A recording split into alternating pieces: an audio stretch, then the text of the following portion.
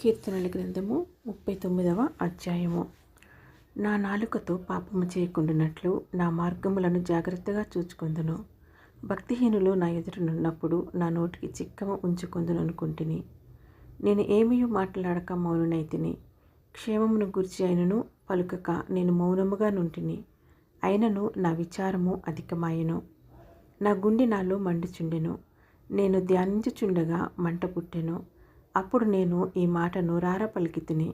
యెహోవా, నా అంతము ఎట్లుండునది? నా దినముల ప్రమాణము ఎంతైనది నాకు తెలుపుము. నా ఆయువు ఎంత అల్పమైనదో నేను తెలుసుకొనగూర్చున్నాను. నా దినముల పరిమాణము నీవు బెత్తెడంతగా చేసి ఉన్నావు. నీ సన్నిధిని నా ఆయుష్కాలము లేనట్టే ఉన్నది.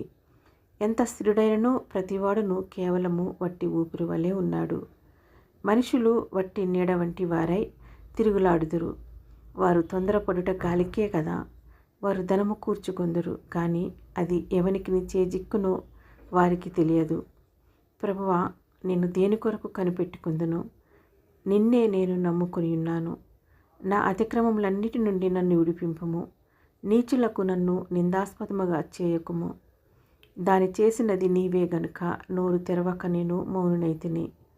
నీవు పంపిన తెగులు నా మీద నుండి తొలగింపుము. నీ చేతి దెబ్బ వలన నేను క్షీణించుచున్నాను.